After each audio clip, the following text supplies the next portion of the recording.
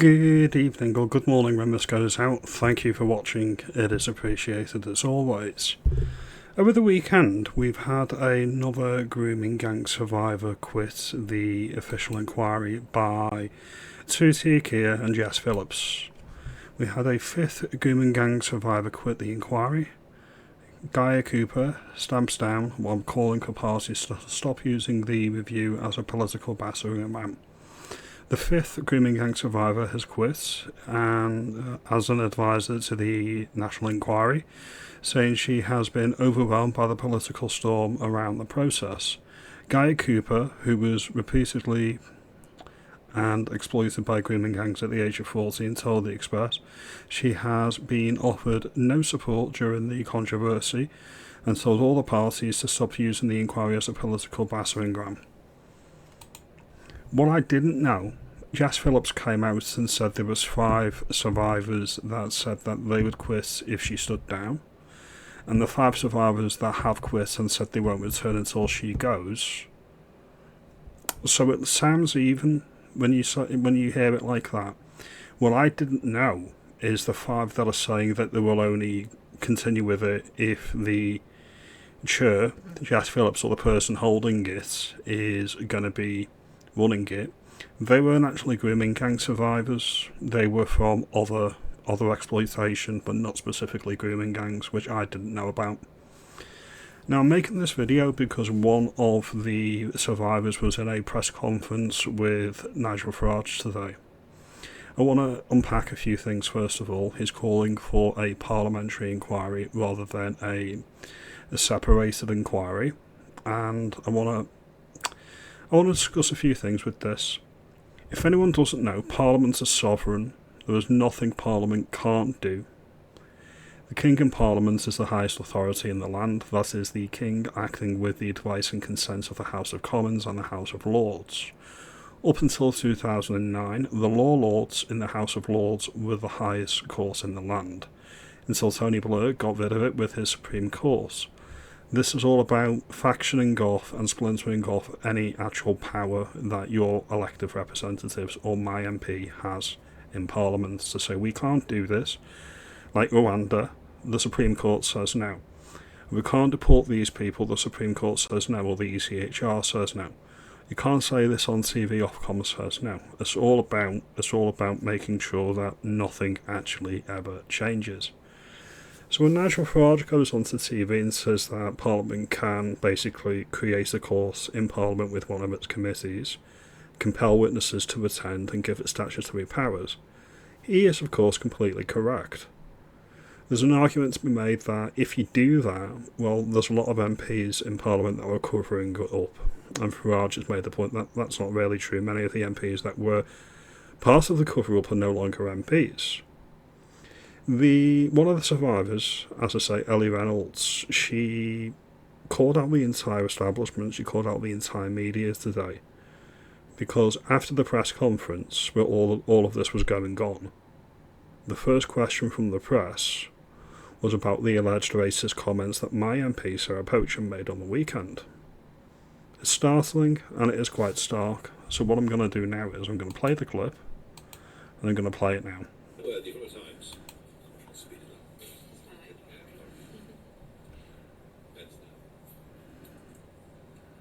On the comments that Sarah Pouchin made, you say they were ugly and were very unpleasant indeed. However, going back to earlier points, can you explain how they're not racist? I've already said, taken on their own and not in context, you could read them that way. Within the broader picture of the sort of collective madness under the DEI banner that has overcome the advertising industry, that is the context in which they're made. But they were very unwise words to utter in any context, all right? I don't think I can be clearer about that, but I don't believe they had a deep racist intention behind them. If I did, I would have acted differently. And I think if you look back at my career, over a quarter of a century in public life, you know, I have always made sure, whichever party I've been running, from a senior position, that we didn't align with anything like that at all. And I've been very strict on that, I'm going way back to the early 2000s, and that being the view, and one that I've upheld right throughout my time in politics and public life. Okay. Can I comment on that? Yeah, as well? please do. I find it quite like overwhelming as well. Like every single one of these medias has said something about a comment that was made by Sarah, which is understandable, absolutely fine. Yet it's taken medias decades to recognise grooming gangs that are coming over and raping our children because they're white. That is also racially motivated, and it is racist.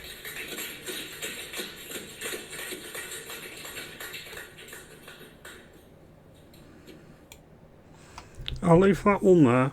Now, obviously, Ellie is completely correct. The targeted grooming of little boys and little girls all over the United Kingdom by predominantly Pakistani Muslim men, not exclusively, and it obviously isn't all Muslims. However, it was race targeted. I've had people say to me, Damien, how can you know it's race motivated? When you've got survivors like this saying it was, for what was said to them, and we've got transcripts in courts and whatnot as well, and Maggie Oliver and other people that have said it was targeted and it was because they were non-Muslim and because they were white predominantly, there were other races impacted. This is sickening. The fact that our media, the first thing they asked Nigel when he's putting out this conference is about Sarah poaching, not about the context or the content of the conference itself. They're all right to call out a white racist or somebody they view as white racist, but not people of colour. This is the very essence of two-tier society and the way the elites view things. If it doesn't impact them and their bottom line, they do not give a damn. This person deserves justice. She deserves compensation from the state. She deserves everything and all the support we can give her. She's a stronger person than I am. She's a stronger person than I think many people are. She deserves all credit, and she's an absolute warrior. Anyway, we'll leave this here. So there you have it. It is quite powerful, isn't it? I have nothing but praise for this lady and any of the survivors that have gone through this. She's completely correct when she says it was race motivated. It's never been treated as such. No one ever mentions the race elements, because anti-white racism, according to our liberal establishment and media, is A-OK. This is what needs to change, and hopefully if we get a proper inquiry this might change. Obviously Rupert Lowe's still got his inquiry going as well. That's his personal inquiry, and I wish him well with that and his Restore Britain movement. I am a member of both Reform and Restore Britain, full disclosure. You let me know, is Farage right about this? Is he right that this inquiry that's currently going on is going to collapse anyway and Jess Phillips needs to go? Jess Phillips is hanging on by a nick or elastic. She's going to lose her seat to the Islamists in the next election, and she's trying to save her own arse. She looks rattled, she looks dishevelled, she looks extremely unhinged, and I don't think she should be in public office anyway. Now if you like this video, give me a thumbs up, give me a like and subscribe, and I'll see you in the next one. Have a good day.